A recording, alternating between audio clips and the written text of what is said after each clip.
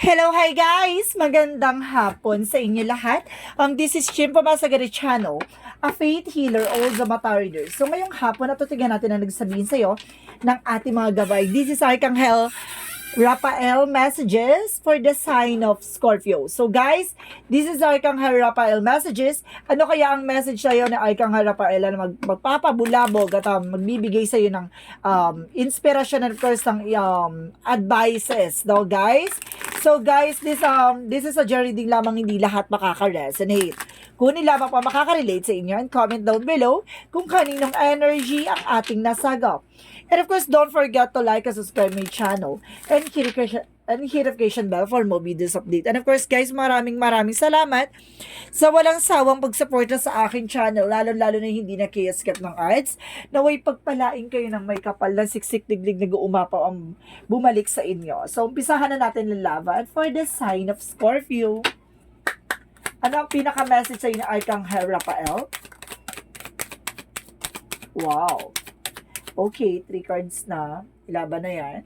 So, sinasabi ni Arcangel Raphael dito, give us your care. So, ibig sabihin dito, nabibigyan ka ng, kumbaga, ni God ng tulong ni Arcangel Raphael para tulungan ka, no? I-guide ka, no? Para maalis yung takot at pangamba mo.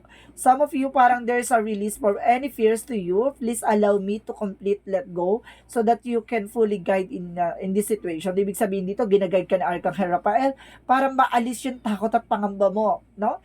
Pagdating sa health issues, pagdating sa mga bagay-bagay, kumbaga nagbibigay ng stress sa'yo, kumbaga sinasabi dito na para masolusyonan mo yung mga problema mo, iaalis niya yung takot at pangamba sa'yo. So, ganyan yung sinasabi dito ni Arcangel Raphael. And of course, sinasabi dito ni Arcangel Raphael, alternative medicine. So, ibig sabihin dito, may mga kailangan kang inumin, no? Yung mga alternative lang na gamot, no? Like, mga herbal, no? Kumbaga, ito yung mga makakatulong daw sa'yo to clear yung mga toxin mo sa katawan. And of course, parang tulungan kang pagalingin sa anumang uri ng karamdaman mo. And of course, inner authority, no? Sinasabi ni Arcangel Raphael na binibigyan ka ng guide dito, no? Nasa likod mo na si Arcangel Raphael para gawin mo yung mga bagay, no? Na ipapagawa niya sa iyo, no? May mga bulong or may mga signs or synchronicities na naibibigay sa ni Arcangel Raphael. Lahat ng mga desires mo ay mangyayari into reality, no? So let's see what is additional messages. Paano natin siya i-elaborate? Paano natin siya hihimay-himayin, no? Angel Spirit Guide, please give me information for the sign of Scorpio. No? Because there is a 3 of Cups, no? There is a celebration. Sinasabi dito, may celebration dito. At ang sinasabi din dito, there's an 8 of Cups. Letting go, no? Kailangan mo ng iwasan, no? Yung mga, kumbaga, walang kabuluhang bagay pagdating sa, kumbaga, meron nagiging dito parang nagkakaroon ng party or something na alam mong, hindi naman, kumbaga, walang benefits and of course, hindi magsiserve sa'yo sa huli, no? Kaakibat ng kagastusan lang. And of course, sinasabi dito with the 10 of Pentacles, there's a long-term success and long-term investment. So, sinasabi dito may pangmatagalan eksena, no? Kumbaga magkakaroon ka ng kasaganahan dito. Bibigyan ka ng pagkakataon ni Arcangel Raphael na maranasan mo ang magandang buhay. And of course, there's a Hierophant. There's a lesson learned. May mga bagay na kailangan mo lang matutunan. May mga bagay na kailangan mo lang gawin. At may isa katuparan.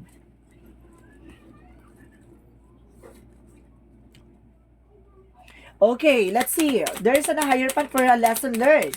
And because there's a seven of sword, no? There's a cheating lying on you. So, ibig sabihin dito, there's a sneakiness, no? May taong kumukuha ng information sa'yo. And of course, there's a temperance. Kumbaga, maging balance ka lang, no? Magkaroon ka ng kapayapaan. At sinasabi sa'yo dito na alisin mo na itong manluloko, no? At and of course, there's a trickery. Kumbaga, sinusubukan kang linlangin. And of course, sinasabi dito, baguhin mo yung perspective mo, no? Ang pananaw mo na, kumbaga, mabilis ka kasi maniwala, no? At magtiwala, no? Kailangan mong maging balanse pagdating sa ganyang eksena. Kasi mababa ang loob ng Scorpio, Pero kapag nagalit yan talaga. Pero what is the 3 of Cups? There's a King of Pentacles, there's a security. Kumbaga, kailangan magkaroon ka ng secure pagdating sa friendship. Kumbaga, ganun, kumbaga, bigyan mo siya ng limitations, no? Hindi sa lahat ng oras ay, kumbaga, every moment, party, every moment, celebration, parang gano'n. Sinasabi sa'yo dito na mag-ingat ka, no? Kung paano mo i-manage yung finances mo. Be mature enough. And of course, there's an emperor, no? Be mature, and of course, sabi stability, control, at yung emotions mo, no? May mga bagay na kailangan mo na nili-let go, no? Kumbaga sinasabi dito, ito yung let go. Siguro it's either your fear or your emotions, no? What is the Ten of Pentacles? A Ten of Pentacles represent Knight of Wands. There is a slow and steady, no? Kumbaga sinasabi dito na kalmado lang dapat. Kasi kumbaga ito yung pangmatagalang eksena. So ibig sabihin mas maganda yung slowly but surely, at the same time, kumbaga, there's a step by step, yung ma-achieve mo yung mga pangarap mo. At least, dumaan ka sa tamang proseso, no? The inner authority, sinasabi sa'yo dito na, kumbaga, nasa likod mo lang ang ating angel spirit, ginaguide ka, no? Kung paano mo tutuklasin at paano mo aalamin yung bawat bagay-bagay na mangyayari sa hinaharap. And of course, there's an Ace of Wands. A new beginning, fresh start is coming. So, sinasabi dito, may mga magagandang balita. Kumbaga, magkaroon ka na ng educations about and lesson, no? Pagdating sa mga ganyan eksena. Kumbaga, maging behave ka lang at laging kalmado, no? Iwasan pagiging agresibo. So, what is the Seven of Swords? There's an Ace of Swords, no? There is a mental clarity. Bigla ka natauhan ngayon, no? Nalaman mo na. Kumbaga, there's information na, kumbaga, itong tao na to, kumbaga, kailangan alisin ko na to sa landasin ko kasi ito yung gumagawa ng paraan para masira ako. Parang gano'n. Kumbaga, there is a trickery, parang niloloko or parang manggagamit or something na kailangan mong ialis, no? What is the Temperance? There's an Eight of Pentacles. So, ibig sabihin dito, there's an investment, there's harvest time by the Seven of Pentacles. So, ibig sabihin dito, ito yung perfect timing na ibibigay ni God, no? Ng ating Archangel Raphael na, kumbaga, for healing, ang temperance is for healing. Ibig sabihin, pagagalingin niya about sa finances mo, maaaring magtutuloy-tuloy na about sa finances mo at the same time, may harvest time. So, what is the Three of Pentacles and the King of Pentacles? And of course, guys, there is a Five of Wands. So, ibig sabihin dito, ayan o, kumbaga yung nagbibigay conflict sa'yo no? Yung pala desisyon, yung pagbigla-biglang desisyon, no? Kaya ito yung sinasabi na magkaroon ka ng secure, no? About sa finances, about sa disiplina, kumbaga magkaroon ka ng disiplina sa sarili mo, pagdating sa friendship, no? Kumbaga kasi, nandyan lang yan kapag sa kaligayahan, pero kapag pagdating sa kagipitan, wala na yan. So, what is the Eight of Cups and the Emperor? And of course, there's a Seven of Cups. There's a lot of opportunity and there's a dreams, no? May mga bagay na, kumbaga, may isa sa katuparan mo at magkakaroon ng moving forward, no? What is the Ten of Pentacles and the Knight of Wands? And of course, sinasabi dito na there's Ten of Swords. And of course, the Ten of Wands in reverse. Ibig sabihin dito, there's a recovery from the pain, and because there's an ending, no? Tinapos na yung mga backstabbing, betrayal, and burden, no? Kumbaga, unti-unti ka na nakakausad. Sinasabi sa'yo dito na maging mahinahon ka sa lahat ng oras at panahon. Hindi mo kailangan maging padalos-dalos at hindi mo kailangan magmadali, no? So, what is the higher part of the Ace of Wands? What is the higher front of the Ace of Wands? There's a Nine of Pentacles. Wow! A blossoming abundance. Ito yung magdadala sa new beginning, no? Dahil sa natutunan mo, dahil sa nalaman mo, no? At dahil sa nangyari, at dahil sa binago mo yung pananaw at perspective mo. Kumbaga, nagbago ng eksena. Nagkaroon ka ng stability and control. And of course, there's a financial stability and security, no? Kumbaga, ito yung simula ng pagbabago about sa finances mo. What is the Seven of Swords and the Eight of Swords? And of course, there is a Page of Wands, a good news, no? A new ideas coming in for you. May mga bagong eksena na papasok dito. And of course, there's a Queen of Cups, there's a healing, no? Magkakaroon ka na raw ng healing about sa finances mo. So, let's see what is the outcome. Grabing struggles na pinagdaanan ng mga Scorpio, ha?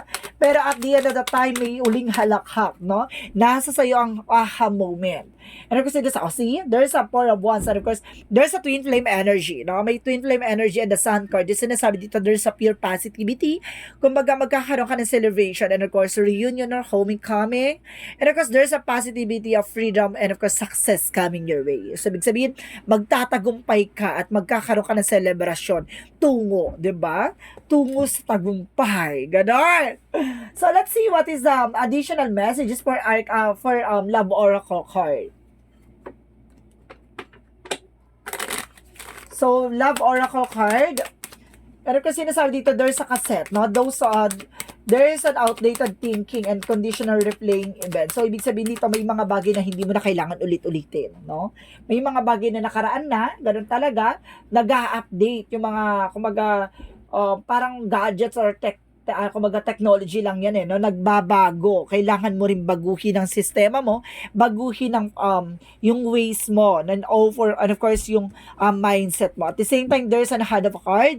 Kumaga, take chance, and of course, nasa sayo ang alas. So, ibig sabihin na ikaw ang makakagawa ng paraan para makaalis ka sa sitwasyon mo. And of course, there's a clock. Time to heal and need time, no? Ito yung sinasabi ko, di ba? Hindi mo kailangan madaliin. Kailangan mo lang maging mahinahon, kailangan mo lang himay-himayin yung mga bagay-bagay, no? Kumbaga lasapin mo yung mga pinagdadaanan mo kasi at the end of the time, pag natapos mo yung problema na yan, masasabi mong kumbaga worth it yung mga pinaghirapan mo. Need time, takes time, in time, cycles, time to heal and progress, no? Kumbaga magtatagumpay ka naman sa larangan na gusto mong gawin sa buhay mo. Sinasabi lang sa'yo dito na marunong ka mag-antay. Kasi ang Scorpio kasi there's an impatient, no? Nagiging pala decision. So, sinasabi dito na kailangan mong maging mahinahon. So, what is the angel's number? What is the angel's number? Angel spirit guides. Angel's number, there is a 23, no? Sinasabi dito, I am adventurous, no? You have a zest for life, and you are eager to experience anything and everything possible. You love change and excitement and need both to feel truly alive for you. Life is an adventure to be lived to the fullest. See? I told you, 'di ba? Nagiging eager ka no? Sa mga bagay-bagay na gusto mo maranasan, gusto mo matutunan, gusto mo ma-experience yung ganito ganyan. Kumbaga nagiging aggressive. So, sinasabi dito, naging mahinahon ka. Lahat ng 'yan mararanasan mo, lahat ng 'yan matututunan mo, no? Matuto kang maghintay when the time has come. So, let's see what is Arcangel Raphael messages. Arcangel Raphael, sinasabi dito, ask angels Michael to help you from this situation. No? Sinasabi dito na kailangan mo ng tulong ni Arcangel Michael para makaalis ka sa sitwasyon mo. And of course, pay attention to your dreams. So, some of you na nanaginip ka, kung ano yung napapanaginipan mo, o kung ano yung pangarap mo, no? Tuparin mo, no? Doon ka dapat mag-set ng time sa yung pangarap. So, let's see what is the Jesus loving quotes. What is the Jesus loving quotes? So, what is the Jesus loving quotes? Do shall love the Lord of God with all your heart, with all your soul, with all your mind. See? Parang sa madaling salita, gawin mong sentro si God, no? Kumbaga, sa puso't isip at talaga buong pagkatao mo, sa kaluluwa mo, bigyan mo siya ng importansya, bigyan mo siya ng lugar. Parang puso mo yung makikipag-ugnayan sa'yo, sa Kanya, diba? So, let's see what is the energy messages. What is the energy messages? Door to value. See, there's a lot of money coming in for you, no? Kumbaga talagang maraming salapite, no? Malaking mahalaga. There's some dollars, something, no? At the same time, there's a goddess of the moon. So, ibig sabihin dito, there's a lot of revelations. And of course, there's an unexpected moment, no? Maraming revelasyon. Marami kang bagay na matutuklasan. Ganon. At the same time, there's a Siksha ka Arcangel Metatron. See? There's a lot of surprises. Parang bibiglain ka dito. Shocking news. Ganon. May mga ganong eksena, no? So, what is additional messages? And there's a portal. Doors are opening. You decide rewards wildcard. See? Yung pintuan na to ay magbubukas na. At mag-decision ka na ay lahat ng mga bagay na pinaghirapan mo ay may kaakibat na kumbaga tagumpay at talagang harvest time. And of course, there's a messenger. Serious energy of bringing harmony and balance. So, ibig sabihin dito, may hinahatid sa yung balita na magkakaroon ka ng kapayapaan at magkakaroon ka ng balance, emotional and practical. And spiritual, no? Parang magiging balance ka dito. So, what is additional messages? And heart desires, no? Lahat ng gusto mo, lahat ng gusto mong gawin, matutupad mo, no? Kung ano yung gusto ng puso mo, ay malalasap-lasap mo, mararanasan mo, no? Dahil, nandito ang ating mga guardian angel to help you, to guide you, no? At para matuklasan yung mga bagay-bagay, and there's a career change, no? Bigla ang pagbabago ng career ng hindi mo ina-expect, no? May ganong eksena dito. So, what is the Romance Angels? What is the Romance Angels? Romance Angels, there's a children. Some of you may mga anak, ha? Para sinasabi dito, your love is being affected by children. Some of you, naapektuhan daw yung mga anak mo, no? Ng inyong relasyon or buhay pag-ibig. So, let's see what is additional messages for angel spirit guides. And of course, there's a friendship. Ay, sinasabi ko, 'di ba? Ilugar mo yung pagkakaroon ng kaibigan, 'di ba? Pagdating sa kaibigan, kailangan mayroon kang limitations, no? And of course, there's a judgment, no? Kumbaga may mga kanya-kanya tayong pinagdadaanan sa buhay, na pagandahan na lang ng pagdala at nasa sahihan kung paano mo maisa sa katuparan yung mga challenges na yan. So, let's see. Nothing yet set in stone. So, may mga bagay na hindi pa napapanahon.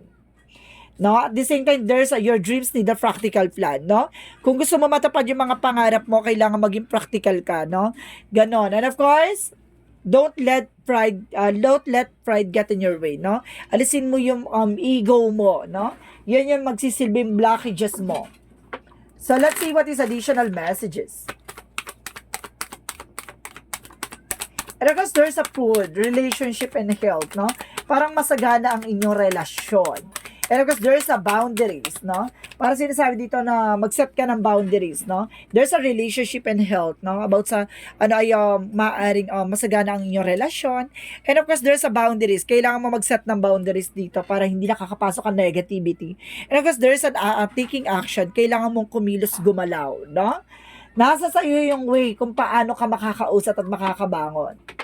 So, what is the chakra messages? So, what is the chakra messages? Because there's a release, di ba?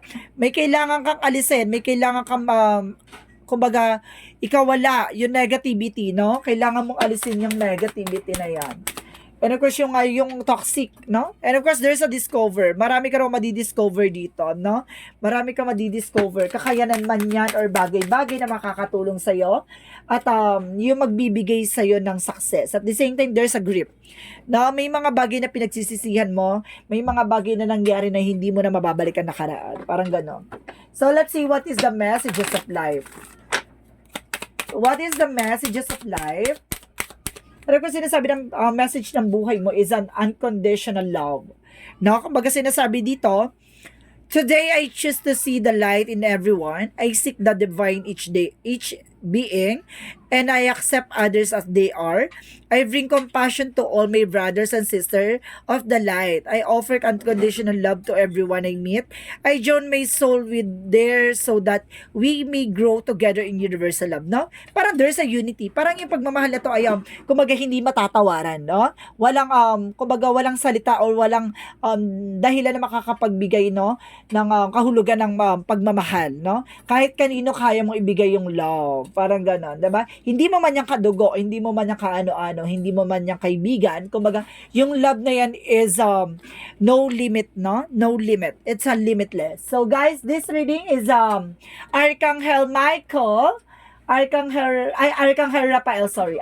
Raphael messages for the sign of Scorpio. This reading is a general reading lamang, hindi lahat makaka-resonate. Kung hindi lamang pa makaka-relate sa inyo, comment down below kung kaninong energy ang ating nasagap. Maraming salamat for your wonderful reading, Scorpio. And of course, maraming salamat sa walang sawang pagsuporta sa aking channel, lalo na hindi nag-i-skip ng ads, na way pagpalain kayo, no? Siksik, liglig, nag-uuma po ang balik sa inyong biyaya. Maraming salamat po. And of course, don't forget to like and subscribe my channel. Ay, hit notification bell for more videos update. And of course, this reading is a general reading lamang, hindi lahat makaka-resonate. Kung nila makaka-relate sa inyo, comment down below kung kaninong energy ang ating nasagap. And of course, comment down below your full name, birthday, and of course, location nyo kung asan man kayo sulok ng mundo para sa susunod na reading natin, baka energy mo na ang mahagilap at masagap ng ating mga gabay. Maraming salamat and see you in the next video. Bye-bye and babush!